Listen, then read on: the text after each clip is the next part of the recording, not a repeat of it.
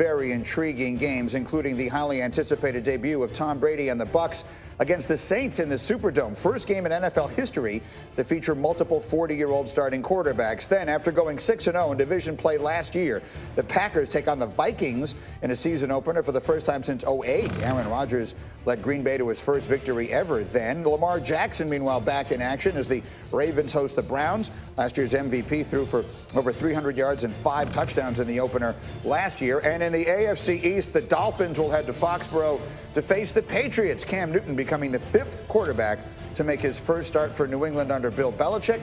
The last 4 each won their first start. And so let's put together some more of our squad this morning. Diana Rossini is here, and I will start with you. There has been such glowing conversation coming out of there. Cam loves Bill and Bill loves Cam. Sometimes that makes one a little bit suspicious. Diana, what are you hearing out of Foxborough 2 days before this actually begins? Yeah, it reminds me the first week I brought my fiance home to my parents. I was overselling so much to try to make up for some of the weak areas, which they now figured out. It's very odd that Bill Belichick is doing something we never saw him do in 20 years in New England, which is tell all of us pretty much how great Cam Newton is. But I translate it as this. I think he's just trying to make Cam Newton comfortable. There is so much change.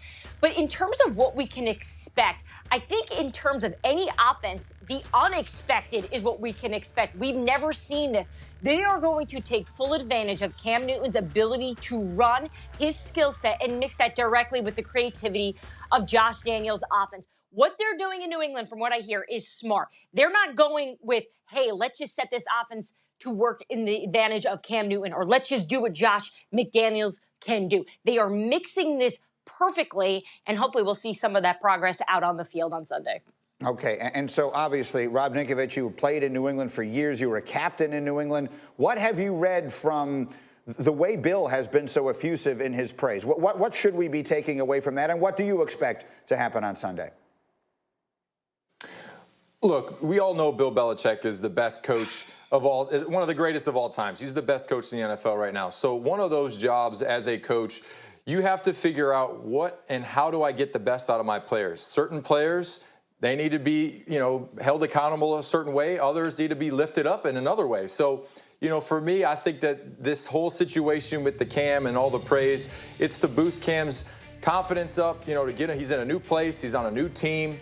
Coming into week 1, you want him flying high with his teammates and everyone coming together. So, I feel like Bill does a great job understanding what gets a player in the perfect mindset to go out there and execute and to play at a high level. So for Cam, look, I think it's raising him up, boosting him up, getting his confidence high. Other players like myself, for example, it's, bringing me down a little bit, maybe insult me a little bit, tell me I'm not very good. And then I go out there and I perform, right? So that's just the way coaching is. If you're a great coach like Bill, you know how to motivate guys, you know how to get them out there. And sometimes if you critique somebody, they go the other way. They don't perform well. So for me, I think that is the case. And I look forward to watching what Cam can do this season. Bart, I'm going to ask you as simply as I can. Is this going to be a success, Cam Newton in New England? I think it's going to be a success. I definitely believe so. I mean, when you think about this chapter has always been in the playbook. They just haven't been able to utilize it because of the skill set of Tom Brady.